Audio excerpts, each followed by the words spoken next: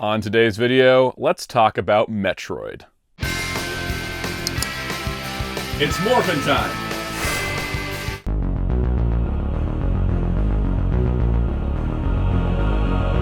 Hello, this is Soundout here, and today we're expanding the reach of the viewing guides. So far, all the viewing guides that are on the channel, which you can go check out right now, have covered franchises where their primary media source is movies and television. Recently, I expanded a bit with the Tron viewing guide, considering there was only 3 movies and 1 TV show, and started talking about video games. And then the question came up of whether or not I could expand the format a little bit. So that's what we're trying today, because Metroid is a series that has not had any movie or TV adaptations. I'm not counting Captain N Mother Brain into this because I don't want to. This is going to be specifically about the Metroid video game franchise, and if you notice from all the toys and the fact that I mostly do comic and Blu-ray videos now, I don't cover video games that often. So allow me some leniency if I don't do this pitch perfect to how video game standards are. Now that being said, I do enjoy video games, and specifically I do enjoy certain video game franchises like Metroid. And Metroid is one of my absolute favorite video game series of all time, so I really wanted to make a video about this because I love Metroid, and a lot of people kind of get things wrong about the timeline, so I thought, I think I know better. I may not. Now, this is going to be using official sources, official timelines, and everything when we're going forward, because this viewing guide, unlike how I do the others, where I would kind of do a here's a release order section, then here's a timeline section, Metroid you can experience in timeline order without breaking anything, so we're going to be doing that just off the bat. I'm going to talk about each game, but it is going to be very story-focused. I'm not going to be really talking about the differences in gameplay so much. I will explain like what type of game Metroid is, but I'm not going to go into like the details and the minutiae of gameplay because I'm really here for the story stuff. So we're going to be focusing on the story, and we're going to be focusing chronologically. This is also meant to be a guide for you to play these games or watch these games cutscenes, whichever is your best preference. Not so much a let me explain every event in Metroid type, because one of the things I really do love about Metroid is the experience playing it as a player. It's something that we hope to see maybe a Metroid movie or TV show to kind of replicate, and considering Metroid's influences start in movies, it kind of makes it a possibility, but there is the experience of playing Metroid that you really can't get in another medium, and that's what makes it more unique among video game franchises, especially nowadays where a lot of video games end up feeling like they're taking on more aspects of movies and television, which isn't inherently bad, but at times it can make it feel less like a video game. Metroid intrinsically has always felt like a video game with more cinematic elements to it, and that's one of the things I love about it. So we're going to go through this. I'm going to explain what Metroid is, I'm going to explain the setting and characters, and then we're going to be off and running with every game in the series and putting it into the proper timeline order. And this will be, of course, splitting up Metroid between its main series and its Prime series, because there's 2 sub-series to the Metroid franchise. It's a lot simpler than it sounds, and I will explain everything. So if you enjoy these types of videos, be sure to hit the like button, hit subscribe and the notification bell so you don't miss out on future uploads, and let's get to the Metroid guide. So what exactly is Metroid? Metroid is a non-linear action-adventure series. These are games that are played to complete a goal. You're supposed to complete a mission, but they're not done and go from level 1 to level 2, level 3, etc., or go from point A to point B to point C. With Metroid, you're going to have to kind of be open to exploration. There is going to be hidden objects, there's going to be areas you can't reach until you get a certain level, because the way that it essentially works is that you play as bounty hunter Samus Aran. Now, Samus herself has a lot of cool powers and abilities. Now, in the Metroid games, there is always a reason why she loses them, and you have to regain them throughout the game. That way you have kind of a progression and a leveling up system. And that's kind of how Metroid works. It doesn't work off of like a level experience thing. You have to find energy tanks, you have to find missile capacity, you have to find your power-ups, like your speed boost, or your morph ball, or your bombs, all those good things to upgrade Samus as the adventure goes along. And so naturally, in the adventure itself, you're going to run into something and go, I can't get past that, I need this thing. And then you need to go find that thing in order to then proceed in that area. Which means if you are playing Metroid, you're going to be going back and forth multiple times through the same areas looking for what you need to find. That's kind of the Metroid gameplay flow, and that's honestly pretty fun. I really enjoy that, and I have like zero sense of direction, and that I think is the most impressive part about Metroid, is it can keep me engaged when I'm getting lost all the time. The atmosphere and the experience of the environments are a big part of the series. Now that being said, this is much like The Legend of Zelda, where the main player character is not named Zelda. In the case of Metroid, the main player character is not named Metroid. Oh, Miiverse, I sometimes miss you. But in the case of Samus, she is the lead character of the Metroid series, but the Metroids are actually an alien species that Samus encounters. And they are terrifying little buggers because they seem small and unthreatening, and then they pick you up and start sucking your brain dry. They are really, really scary, but, you know, as a lot of people pointed out, they can also be kind of cute. That being said, you don't want these things grabbing onto you for too long, because it means certain death. But that's what the thing is about Metroid, is that it's named after the creatures, more so than Samus herself. Now, while Metroid games can be horrific and have horror moments, they're not traditionally a horror series. Again, it's more action-adventure in a non-linear fashion. Now, it also depends on how this is adapted. Each game kind of has a little bit of its own unique twist on it, which I think makes it really engaging. Now, adding to this, Samus is not alone in this fight against the Metroids. One of the big aspects, especially in the Prime sub-series, is the Galactic Federation, because the Galactic Federation are essentially like the government of the multiple planets in the Metroid universe, and they have their own soldiers, and they're kind of dealing with things, but they hire bounty hunters like Samus, and like other bounty hunters that we later see, in order to deal with threats like the Metroids, or Dark Samus, or Ridley, the Space Pirates. There's a lot of different villains in the series, and you kind of just explore and discover that each game going forward. Metroid also takes a lot of inspiration from science fiction films, particularly Alien was a huge inspiration on the first game. That sense of isolation, being trapped somewhere, and sort of experiencing these alien creatures and you're not exactly sure how to deal with them.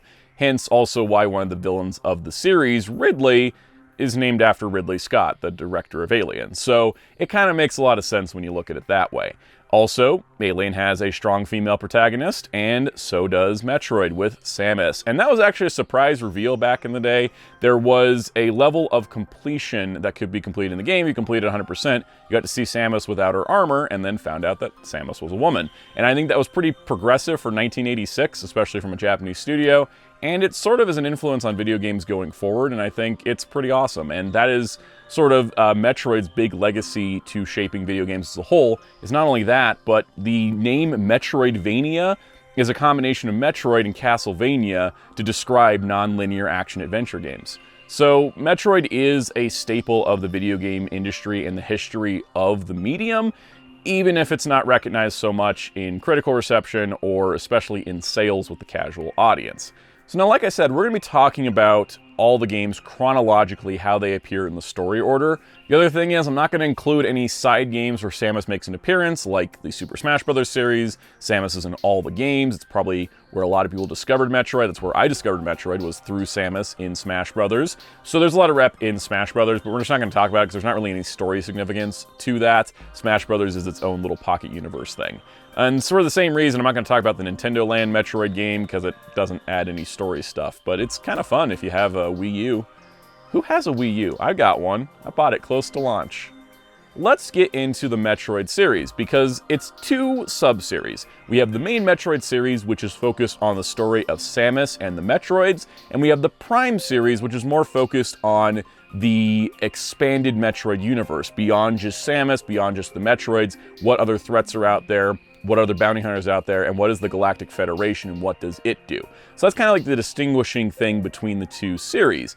Also, the main Metroid series is typically in 2D, where the Prime series is in first-person 3D. And that's also a big difference in the gameplay styles, but the storylines also have their distinctive differences. But we're going to start with the main series, then we'll talk about the Prime series and where it takes place in coordination with the main series. So everything begins with Metroid, released on the Famicom Disk System in 1986. This would be released in other regions as the Nintendo Entertainment System. And I love Metroid so much, I don't even own an NES, but I've got the original cartridge. It was also super cheap, so it's kind of a fun novelty, but just wanted to show that off. It's kind of fun. Anyways, Metroid itself as a game was a bit revolutionary because of the non-linear storytelling, the woman as a lead character. But the other thing that's about this game is that playing it nowadays can be very difficult. for a couple reasons. First of all, it's not the graphics. I'm never going to say graphics are a reason you can't play a game. The thing that makes this game difficult to play nowadays is that what is the thing we're used to in action-adventure games? That's right, a map system. This game doesn't have a map system. Also, the NES version doesn't have a save system. Now, this is fine on modern emulation with quick saves, but if you're using the original cartridge, you're going to have to write down passwords. Fun. The thing about this is that it's fun to play the original Metroid, and it's kind of tricky to actually navigate it, and there's guides online and people have done their own custom maps, and you could draw your own maps too. That's part of the experience. So if you got a cartography hobby going on, great stuff. But it is really tricky to play the original Metroid if you're used to modern gameplay styles where you have maps and locations and check marks and all that. Luckily, in 2004, Nintendo remade the original Metroid as Metroid Zero Mission for the Game Boy Advance. Now, this is my way I would suggest playing the original Metroid, for two reasons. First of all, it's got the modern sort of things you'd expect. It's got a map system, it's got markers, it's got indicators of where to go, give you a little bit of a guide. Doesn't handhold you, but gives you some indication of where you're supposed to go and where you have been. That is super helpful. The other thing is that they've added an epilogue to the story, which is the Zero Mission, that introduces Samus' Zero Suit, a power suit she has under her normal power suit that allows her to do additional combat, and it's a stealth gameplay type, which is really awesome. But this also means that it expands out on the story. Plus, the game now features cutscenes to make it clearer on what events are happening outside of reading the original manual, which was kind of the main story delivery method back in the NES days. Zero Mission, for all intents and purposes, I would say is the way to play the original Metroid. If you're old school hardcore, by all means go with the original, but if you're wanting to play the Metroid story experience, go with Zero Mission. Now, luckily, these two games are very easy to come across. For Metroid, if you are looking for it, it was released on the Famicom Disk System, the NES, the GameCube when you linked Prime to Fusion, the Game Boy Advance, if you beat Zero Mission, it's included there. The Game Boy Advance NES Classic standalone cartridge release. It was on the Wii Virtual Console, the 3DS Ambassador Program, the 3DS Virtual Console, the Wii U Virtual Console, the NES Classic Edition, that little mini console, and it is available currently on the Switch Online NES Classics that's available with the Nintendo Switch Online service. And that's playable on Switch 1 and Switch 2. Now, if you're looking for Zero Mission, it wasn't released on as many platforms, but it was released for Game Boy Advance, the Wii U Virtual Console, and the Switch Online GBA Classics. If you have the tier with the Game Boy Advance stuff, you can play Zero Mission on your Switch, which honestly is the best way to do it, especially with the nice, easy quick saves. That really helps because you have to go to save rooms in Metroid games, and sometimes you need to pause your game and quick save, and that's the nice part about emulating old games. So that is the ways to play the first ever Metroid game. But of course, this wasn't the end of the series. It had a sequel in the form of Metroid 2. Metroid 2: The Return of Samus released on Game Boy in 1991.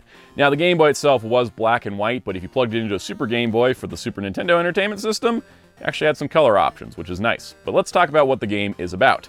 So Samus has landed on a new planet that is infested with Metroids. So Samus must defeat stronger and stronger, increasingly more difficult Metroids who are evolving at a rapid rate. There is a counter in the bottom corner of the screen that's constantly telling you how many Metroids are left.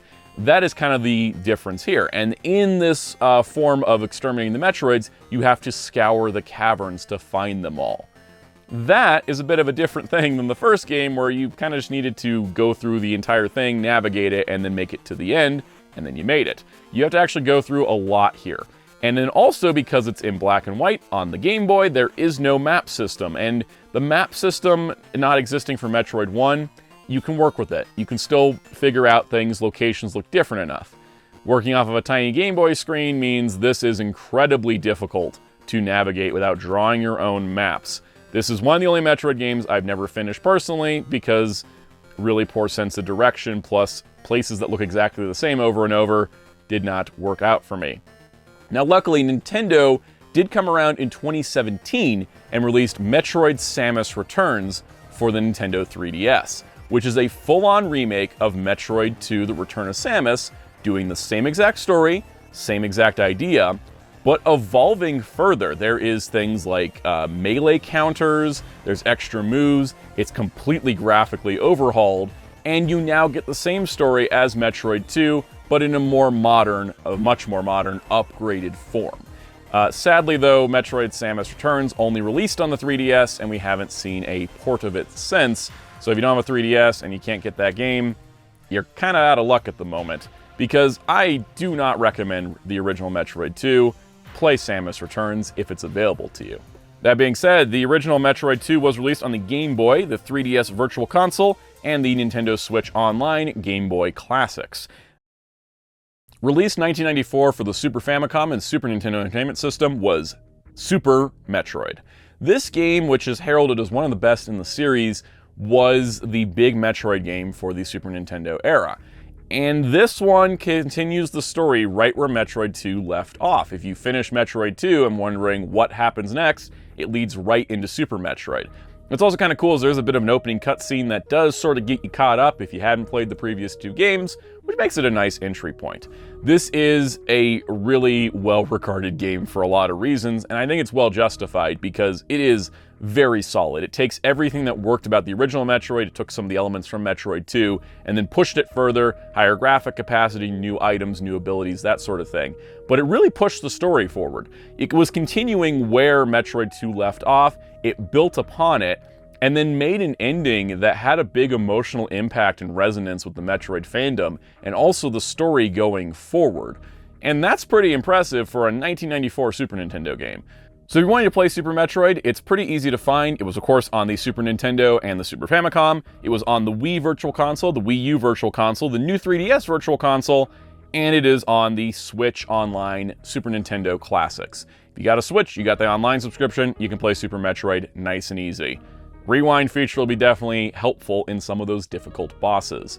But I do really love Super Metroid. It was the first Metroid game I ever finished, and it was on Virtual Console, and I adored it, and it's kind of why I'm a Metroid fan. So yeah, Super Metroid, excellent entry in the series. And if you wanted to jump into this and ignore the first two games, you totally could. I think you totally can, but chronologically, it's third. Now, the next game in the Metroid series is actually an interlude. It's not officially the fourth Metroid main series game, but it takes place between 3 and 4. And that is Metroid Other M, released in 2010 for the Wii, and currently not re-released on anything else. This is a game that takes place in the aftermath of Super Metroid, like very soon in the aftermath of Super Metroid. It is also, to date, the only Metroid game fully voice-acted with cinematic cutscenes. This game is so cinematically cutscened that when you complete it, you get a gallery feature that lets you play all the cutscenes as a movie. Which also means if you want to just experience it as a movie on YouTube, you totally can. Now, this game goes into deep character work on Samus, as well as exploring her relationship with the Galactic Federation and an important character known as Adam. Now, I'm not going to go into spoilers because a lot of this is based on what happens at the end of Super Metroid, and a lot of this is leading into what happens in the next game, but this interlude piece is a great story point, and it's a really good evolution of Samus's character. Unfortunately, the series sort of got sidelined by this game for a couple reasons. First of all, it came out late on the Wii. Second of all, the voice acting is a bit of contention with a lot of people. Now, I think that all the actors involved with playing the characters were doing a good job, and I think that they were doing as directed, and I think all the actors involved are talented people. I think what happened here and why it has a notorious reputation is because the voice direction is off. And that sucks because this is the most story-driven Metroid game that really went into character work and gave Samus a voice for the first time. And they sort of fumbled it out of the gate. I'm not exactly sure what happened here, but I would say go into it with an open mind and see where the story takes you, and ignore the sometimes very flat, monotone performances from some of the actors, because I know they can do better, which means it's got to be a voice direction issue. That being said, it's an important story moment for Samus, and it's kind of an evolution of her character, as well as providing a lot more on her backstory than we had seen before then. And that brings us to Metroid Fusion. This is a sequel to Super Metroid, takes place after Other M, of course, And Other M sets up a lot of things that happen in Fusion. They basically looked at Super Metroid, they looked at Fusion, and then wrote a story that bridged the gap between them. Now, Fusion is also the 4th Metroid game. It's officially known as Metroid 4, and this was released on the Game Boy Advance in 2002, same day as Metroid Prime, which we'll be talking about in a little bit. Now, Metroid Fusion itself features a new evolution of the story because the Metroids, sort of aren't existing anymore in the form they were originally. Play the games to find out why. And so there's this new form of evolution, and Samus herself goes through a significant change physiology-wise that kind of opens up new story potential. And this game is, again, really excellent, and people really adore Metroid Fusion, myself included. It takes a bit of a different approach to the formula, and it expands the story out even further than Super Metroid did. Now, adding to this, Metroid Fusion left a lot of people wondering, when's Metroid 5? And for 19 years, we didn't get that answer after tease, after tease, after tease, after potential, and didn't come for a long time. But before then, if you want to play Metroid Fusion, it's pretty easy to come across. They've made it really easy. So first of all, it was on the Game Boy Advance. Then it was on the 3DS Ambassador program, which was the thing if you bought the 3DS before they dropped the price. The Wii U Virtual Console had it, and it is on the Nintendo Switch Online Game Boy Advance Classics. So pretty easy. I like that all the main series Metroid games, minus Samus Returns, is on the Switch. Like, you can at least play the original Metroid 2 on Switch. It's kind of nice, especially because we finally got Metroid 5. Metroid Dread, released in 2021 on the Nintendo Switch, was the long-awaited sequel to Metroid Fusion. Dread pushes the series forward in significant ways. The team that worked on the Samus Returns remake of Metroid 2, they worked on this and brought a lot of that stuff that they had there, that new energy, and they added it to this game. They mixed up the formula, they pushed the story forward, they expanded the lore and characters, and it is excellent. It is also very hard in the end game. I'm just going to warn you up front. It is nice, though, if you've been playing the other Metroid games, the difficulty starts to increase over the story order. Now, the thing with Metroid Dread is that it is currently the last game in the main series, the furthest out in the timeline. And it took so long to happen because what they wanted to do in Metroid Dread, they couldn't do on the platforms available. They couldn't do it on the DS, they couldn't do it on the Wii. They had to wait till the technology was there, and for the Switch, that's what they needed. And it's really great to finally see the continuation that was promised and teased and, even in development at multiple stages, finally come to fruition. Metroid is a franchise that if you love it, you're doing marathons, not sprints. Welcome to the Metroid Prime series. Now, Metroid Prime is a sub-series of Metroid, because all of the Prime games take place between Metroid and Metroid 2. It's in between those two games, because, 2 leads to 3 leads to Other M, leads to 4, leads to 5. But Metroid 1 and 2 has a story gap, and that's where the Prime series takes place. In fact, according to that art book, Prime was originally just a spin-off. They weren't really planning it to be a series, but it was successful, so they continued it. Developed by American studio Retro Studios, Metroid Prime took a different approach to Metroid. Released in 2002 on the GameCube, this is a first-person perspective game. Now, it gets labeled as a first-person shooter a lot because you're in first person and you shoot, but it's not really a first-person shooter in the sense of how the gameplay flows. It flows just like a normal Metroid. You're exploring places, you're going back, you're getting power-ups, you're having to backtrack, you go all of these locations. And in a lot of ways, Metroid Prime, where Samus is stranded alone on a planet and has to figure her way off of it while fighting enemies, runs very similar to the first Metroid game in a traditional Metroid style. Now, after this point, though, the series will deviate in storytelling. But Metroid Prime was basically a proof of concept of taking Metroid from its traditional 2D environment to a 3D environment, something they hadn't really pulled off during the Nintendo 64 era, and the GameCube was able to let them do it. It's also one of the best looking GameCube games even before it got remastered.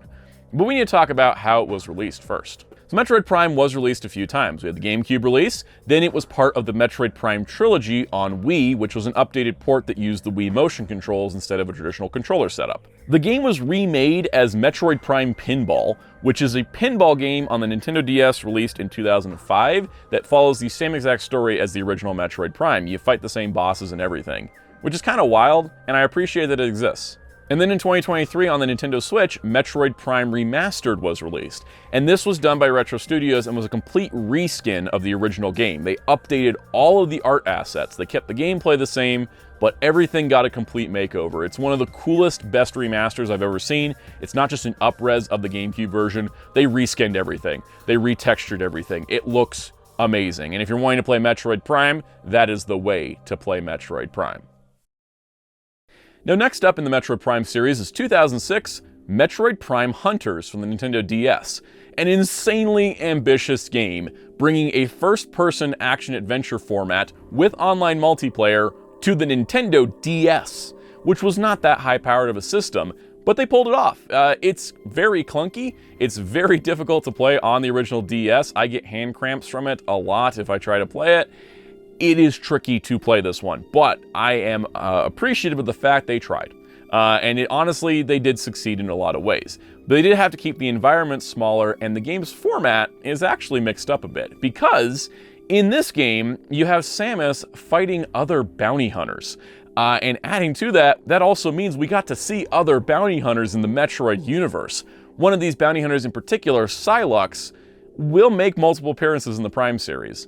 And we'll talk about more about him in a minute. But Psylocke debuts in Metroid Prime Hunters alongside these other hunters, because they had to have multiple hunters for the multiplayer mode to make it all work, which honestly was pretty genius. Metroid Prime Hunters is an important story moment in the overall Metroid Prime series, though it's not like an intrinsic thing to Metroid Prime 1, 2, and 3 as a trilogy story. So, yeah, it's an important game, but, you know, playing it can be a little tricky. The only two times it was released was on the Nintendo DS and then later on the Wii U Virtual Console, but you can't get it there anymore because they shut down that version of the eShop. Chronologically, that brings us to Metroid Prime 2 Echoes, released in 2004 on the GameCube. This is the next major chapter in what is known as the Dark Samus storyline. Because Metroid Prime 1 set it up, Metroid Prime 2 Echoes continues it. It also features a storyline where the Galactic Federation are more involved. They're actually the cause of the story and why Samus is on a new planet. And this planet has a new sort of cool gimmick, which is the light mode and dark mode. There's two different areas. There's light and dark, and these different worlds interact and they vary between them. And Samus has a dark suit and a light suit to deal with this. It's a really cool idea.